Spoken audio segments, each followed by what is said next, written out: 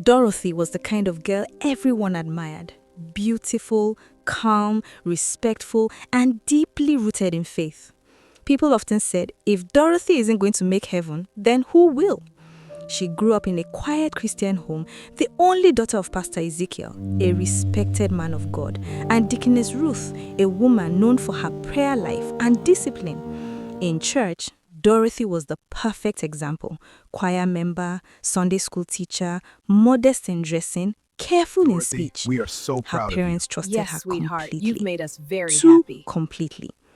When Dorothy gained admission into the university, the whole town celebrated. She had made it to higher education, and everyone whispered blessings and prayers for her future. On the day she was to leave for campus, Pastor Ezekiel held the microphone tightly, his voice echoing in the packed church. Dorothy, he said, remember who you are. Remember whose daughter you are. Do not let this world stain you. Her mother hugged her tightly and whispered, a good name is better than riches, my child. Dorothy nodded, tears breaking at her eyes. She promised herself she would not disappoint them. She would be perfect, as always. The first time Dorothy stepped onto the university campus, she felt like she had entered a completely different world. The sun shone brightly, the trees cast dancing shadows on the paths, and the buildings seemed taller than she had imagined. Students hurried past her, talking, laughing, and carrying their bags as if the world belonged to them. Dorothy adjusted her backpack nervously and walked slowly, her eyes scanning the unfamiliar surroundings. She had dreamed of this day for years, prayed for it countless times, and now that she was here, she felt a mix of excitement and fear. Everything was new. The sounds, the sights, the freedom. She remembered her father's words that morning. Remember who you are, Dorothy. Remember whose daughter you are. And her mother's. A good name is better than riches, my child. Dorothy nodded to herself as she walked along the tree-lined pathway. She wanted to make them proud. She wanted to be the same perfect girl who had always lived up to expectations. But university was different. No one here knew her family. No one expected anything from her. She was invisible, and that terrified her almost as much as it thrilled her. After settling into her hostel and arranging her books, Dorothy began to explore the campus. The buildings were tall and modern, the classrooms filled with bright chatter, and everywhere she looked, students seemed to move with purpose. She felt small and uncertain, like a single leaf caught in a strong wind. Then she found herself in the library. Rows of books stretched endlessly, the quiet home of studying students around her. Dorothy picked a table near the window, placing her books neatly in front of her. She tried to focus on her notes, but her eyes kept wandering to the students around her. Everyone seemed confident, outgoing, fearless. She wondered if she would ever feel that way. It was then that a young man approached her. "Do you need some help with those?" he asked, smiling gently. Dorothy looked up, startled. He was tall, with a calm presence that made the library feel warmer somehow. His eyes held kindness, and there was something in his voice that made her heart skip a beat. I'm okay," she stammered, clutching her notebook a little tighter. He chuckled softly. "You look like you're carrying the weight of the world. Maybe I can lighten the load." Dorothy hesitated, unsure what to say, but something in his smile made her nod. "I'm Daniel," he said, holding out his hand. "Dorothy," she replied softly. From that moment, something shifted. Daniel guided her to a bench outside where the late afternoon sun painted the campus in golden light. They talked about classes, about lecturers, about the endless assignments that seemed to pile up overnight. At first, it was casual, polite conversation. But as the days passed, they began spending more time together. Sitting on that same bench, their books open beside them, they shared stories of their childhoods, of their dreams, of the pressures of university life. Dorothy found herself laughing in ways she had never laughed before. She felt lighter, freer. Daniel listened to her, truly listened, and it made her feel like she mattered in a way no one else had ever made her feel. One evening, as the sun dipped low and painted the sky in shades of orange and pink, Daniel leaned slightly closer. "You are different from everyone else here. You don't just follow the crowd.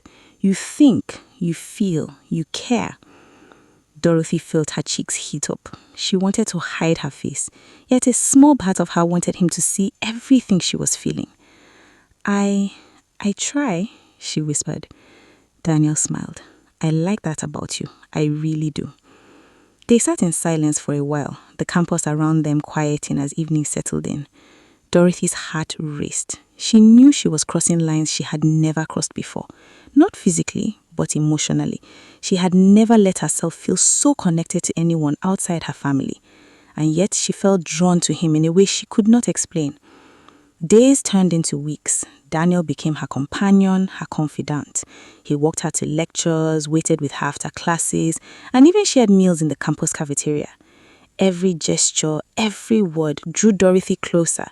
But with every passing day, a shadow of fear grew inside her. Her parents, the church, the judgment she had been taught to fear her entire life.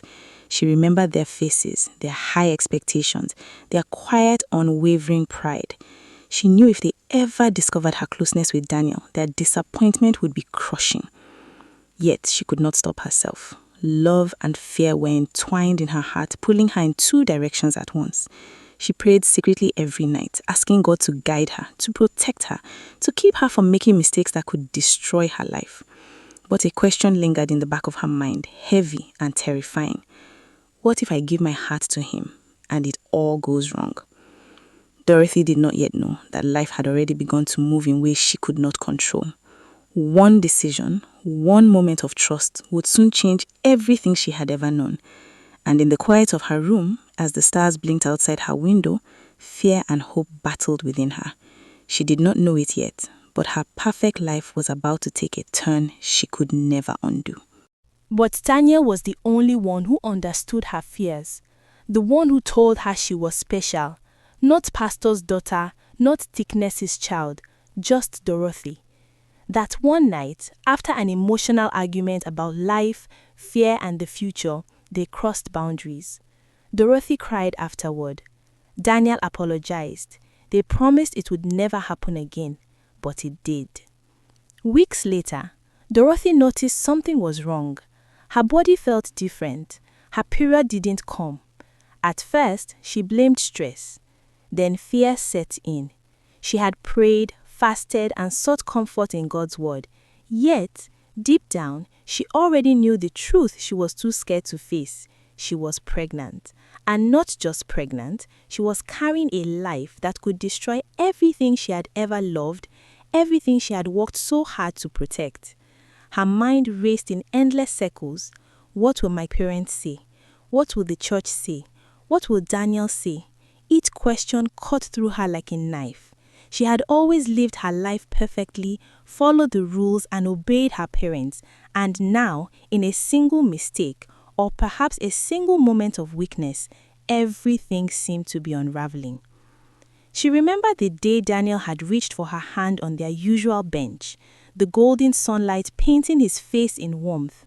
She had felt a flutter in her heart, a hope that maybe, just maybe, love could be simple. But now, sitting alone in her hostel room, that same hope felt like a cruel joke. Love had brought her here, and yet it was fear that held her captive now. Dorothy buried her face deeper into her hands, tears threatening to spill. How could I let this happen, she thought. How could I let myself get carried away? She had always been cautious, careful, obedient. She had always been the model daughter, and yet here she was, alone, facing the consequences of a choice she wasn't sure she had made willingly.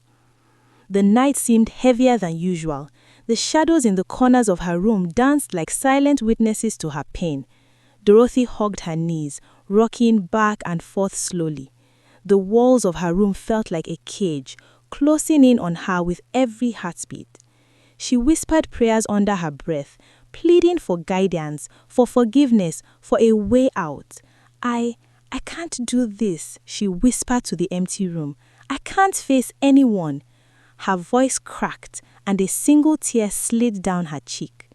The room seemed impossibly quiet after that, as if the world itself was holding its breath, waiting for her to make the next move. Dorothy felt as though she were standing at the edge of a cliff, the ground beneath her feet unstable, the fall inevitable. The next few days were a blur. She skipped classes, avoided Daniel, and buried herself in her books, pretending nothing had changed. But she could not escape the growing reality inside her body. She began to feel the first pangs of life she carried, the tiny reminders of what she had done. Each movement, each change brought a wave of panic that left her gasping for air. She stayed awake most nights, staring at the ceiling, wondering how her parents would react. Will they disown me? Will they curse me? Will they hate me? The questions were endless and the answers impossible to face. And yet, even as fear consumed her, she knew she could not tell anyone, not her parents, not Daniel, not her friends. She was trapped by the walls of secrecy she had built around herself.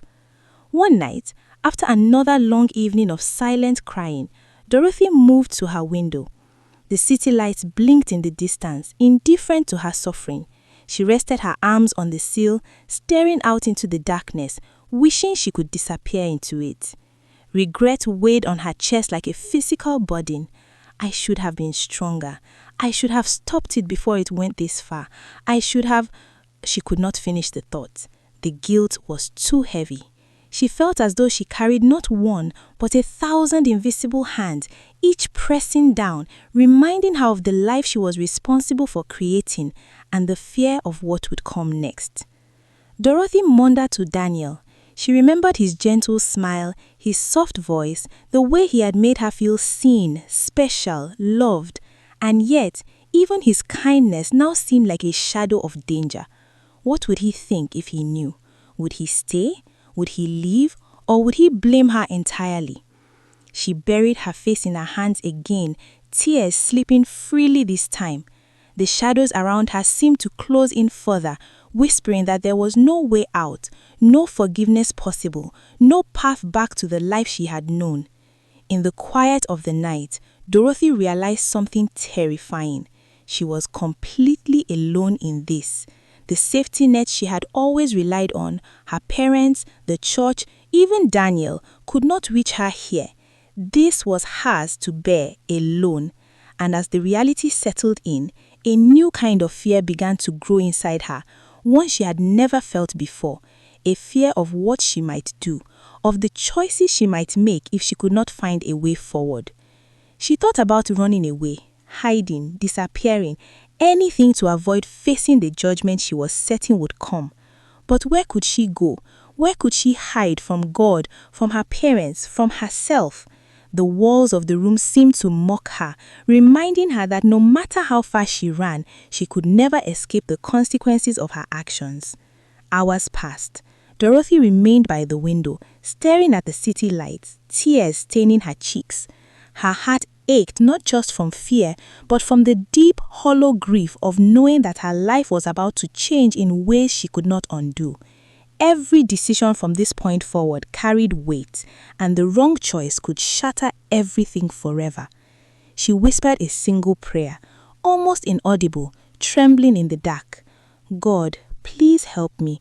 Please show me what to do. But the night offered no answers. Only the cold, quiet weight of reality pressed down on her. Dorothy sat there for hours, caught between fear and regret, hope and despair. And as the first light of dawn crept through the window, she realized something that would haunt her forever. Some mistakes cannot be undone. Some secrets cannot be hidden. And some choices, no matter how desperate, carry consequences that will follow you for the rest of your life. After the reflection, Dorothy decided to keep the baby despite the mocking from fellow students. She told her parents she had an extra semester and needed to stay back. She saved money secretly. When labor came, she gave birth in a small private clinic far from school. At the hospital, Dorothy was guided to a small private room. The soft hum of medical equipment and the muted footsteps of nurses filled the background. She sat on the hospital bed, her hands trembling slightly, and took a deep breath. Around her, the room was quiet, almost reverent.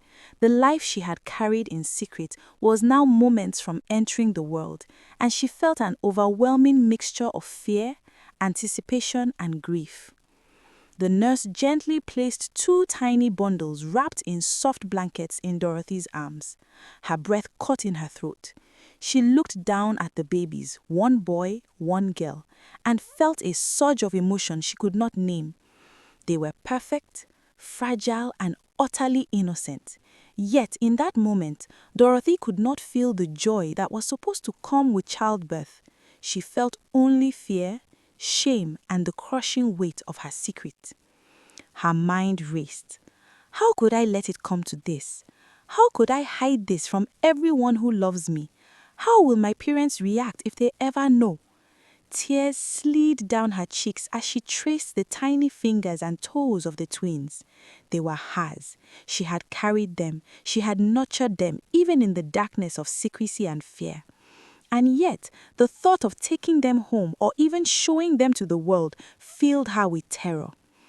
The nurse watched her quietly, understanding the complexity of the situation without judgment.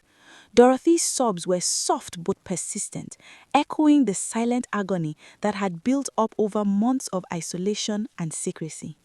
She whispered apologies to the babies she had brought into the world, apologies she knew they would never understand.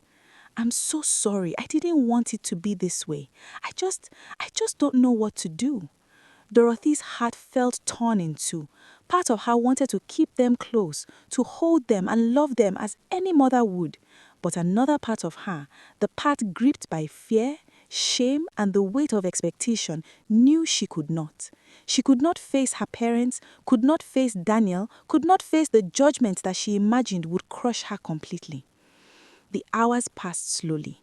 Dorothy sat in the quiet hospital room, rocking the twins gently in her arms, each movement a mixture of tenderness and despair.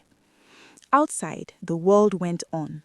Students hurried past the hospital, unaware of the storm raging inside a single room. Dorothy felt completely alone, even though she was surrounded by life, by laughter, by the normalcy of the world continuing without pause.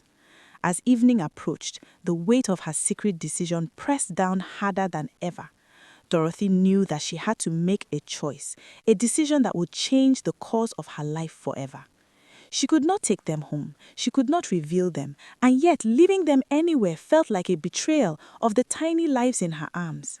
Her mind raced with desperate possibilities, each one worse than the last. Someone will find them. Someone will take care of them. It has to be better than me bringing shame to my family. Dorothy's tears flowed freely now, wetting the soft blankets that held the twins. She whispered quietly, almost to herself, almost to the babies. I'm so sorry. I love you. I hope someone will take care of you better than I can. Her hands shook as she held them, the warmth of their tiny bodies contrasting sharply with the cold fear in her heart. She realized with a clarity that cut her like a knife that she could never undo this moment. The choices she would make in the next hours would define her for the rest of her life. Even as the hospital lights bathed the room in soft, respectful glow, Dorothy felt an emptiness that no one could feel. The world outside seemed distant and indifferent, and she knew that she was about to step into a reality from which there would be no return. And yet, even in her despair, there was a small flicker of hope, a hope that perhaps somehow the babies would survive, would be loved, would find care where she could not provide it. It was a fragile thought, almost impossible to hold on to, yet it was the only thing keeping her from collapsing completely. Dorothy sat quietly in the hospital room for a long while, staring at the tiny faces of the twins, tracing their small hands and feet with trembling fingers. She whispered prayers for them, for herself, for a future she could not yet imagine. And as night fell, the soft shadows of the room seemed to lean in close, wrapping her in the stillness of her choice. In that quiet cinematic moment, Dorothy understood something she could not yet voice aloud. Some decisions are not about what is easy or right. Some decisions are about survival. Some secrets are heavier than the heaviest burdens. And some mistakes are about to change everything. She wrapped the twins carefully in a cloth, fed them one last time, kissed their foreheads. That night, Dorothy left the clinic with the twins. She walked until she reached a quiet, bushy area not far from a village road. Her plan was simple: leave the babies where someone would find them, maybe a passerby, maybe a kind family. She placed them gently on the ground, whispered a prayer, and turned away. Her legs felt weak, but she forced herself to keep moving, each step measured, careful, deliberate. She glanced over her shoulder at the moonlit path behind her, the shadows of trees stretching like silent witnesses. The night seemed to hold its breath, as if waiting for her to make the decision that had been haunting her for months. She was just hoping that someone passing by would see them and offer care. Dorothy stepped back a few paces, her heart racing, and looked down at the tiny forms in the cloth. She could see the faint rise and fall of their chests, the soft warmth of their small bodies against the cool night air. For a moment, she allowed herself a flitter of hope. Perhaps someone would find them soon. Perhaps they would live. Perhaps... And then she heard a rustle sound from the bush. Dorothy froze, her breath catching in her throat. The shadows moved slightly, but she could not see clearly in the dim. Watching closely, she saw the big pig coming towards the twins. She held her breath, her fingers trembling, and instinctively covered her mouth. Her eyes widened in horror, her body rigid as a wave of fear washed over her. Something unseen but powerful surged from the shadows, a force she could not comprehend. She could feel it moving closer, the rustling louder, faster. Dorothy's heart raced, and tears began to sting her eyes when she realized that the twins had been attacked by the big pig.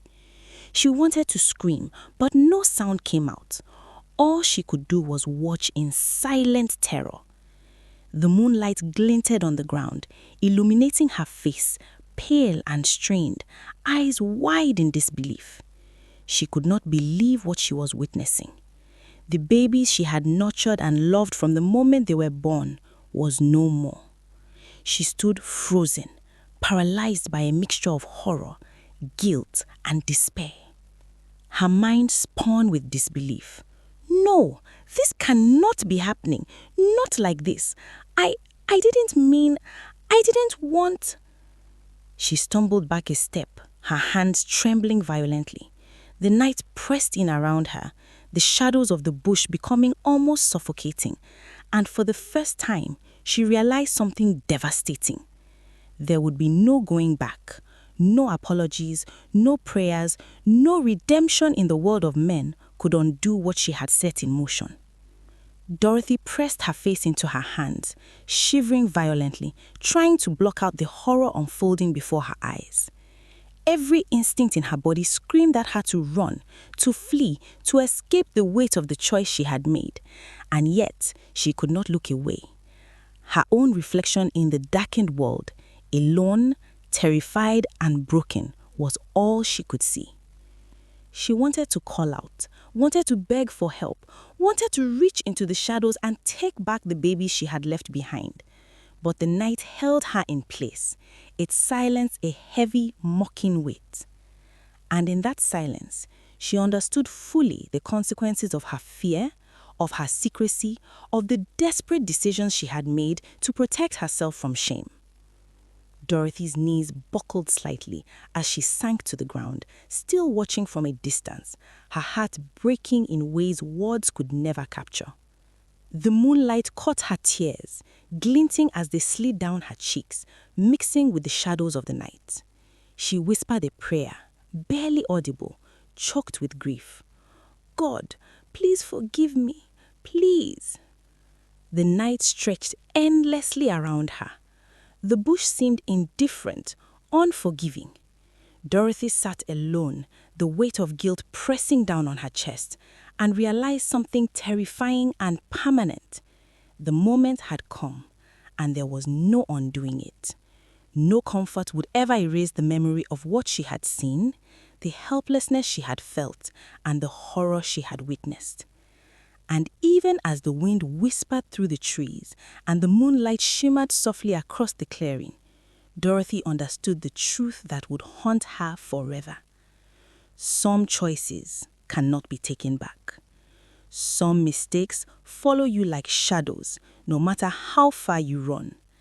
And some horrors, once witnessed, cannot ever be forgotten. The night held her in its tense, silent embrace as Dorothy, alone and shattered, sank deeper into despair. And in the darkness, she knew that life would never be the same. Morning came, but it brought no peace. Dorothy woke up on the cold ground where she had collapsed the night before. Her body was stiff, her eyes swollen, her head pounding. The bush was quiet now, as if nothing had happened. Birds chirped in the distance. The sun filtered softly through the trees. To the world, it was a normal morning. But to Dorothy, the world had ended. She staggered to her feet, her legs weak beneath her. For a moment, she looked around as if hoping, begging that everything had been a nightmare, that she would wake up in her hostel room, clutching her pillow, heart racing, but safe. But reality stood before her, cruel and unchanging. The memory hit her again, sharp and merciless. The rustling, the fear, the moment she covered her mouth in horror, the realization that came too late. Dorothy screamed. It tore out of her chest, raw and broken. She fell to her knees, clawing at the soil, sobbing uncontrollably. Tears streamed down her face as guilt crushed her from every direction. "What have I done?" she cried. "God, what have I done?" But heaven was silent. She stumbled back to campus like a ghost, her clothes dirty, her eyes empty. Students passed her, laughing, chatting, complaining about lectures and assignments. No one noticed the broken woman walking among them. No one knew that her soul had been shattered beyond repair. From that day, Dorothy was never the same. She stopped attending lectures regularly. When she did, she sat at the back, staring into space. She avoided everyone, friends, classmates, even Daniel. When he tried to reach her, she ignored him. She could not look at him without remembering everything that had gone wrong. At night, sleep abandoned her. Every time she closed her eyes, she saw the moonlight. She heard the rustling. She felt the terror grip her chest. She woke up screaming, covering her mouth, just as she had done that night, afraid her cries would expose her guilt. Dorothy's once beautiful smile disappeared. Her eyes lost their light. Her body grew thinner, weaker. People began to whisper, "She has changed. She looks sick. What happened to that quiet girl?" But no one knew the truth. Dorothy carried her secret like a burning stone in her chest. Every laugh she heard reminded her of what she had lost. Every baby she saw felt like a knife twisting in her heart. She avoided children completely. The sight of them made her knees weak. One Sunday, she tried to attend church. She sat at the back, her head covered, hoping no one would notice her. When the worship started, she broke down. The songs of joy felt like mockery. When the pastor preached about forgiveness, her heart pounded painfully. Forgiveness, she thought bitterly. Is there forgiveness for someone like me? She could not stay. She ran out before the service ended, tears blinding her. Years passed. Dorothy eventually finished school, but she never celebrated. There was no joy, no pride. She returned home thinner, quieter, and older than her age. Her parents noticed the change, but never knew the cause. They thought university life had been hard on her. Only if they knew. Her father still preached about righteousness. Her mother still taught young women about purity and good choices. Each word pierced her heart like arrows. She nodded when spoken to, smiled when expected, but inside she was dying slowly. Sometimes, late at night, she would sit alone and whisper apologies into the darkness. "I'm sorry. I'm so sorry. Please forgive me." But the silence always answered back. Dorothy never married. Whenever a man showed interest, fear rose up inside her. She believed she did not deserve happiness. She believed joy was no longer meant for her.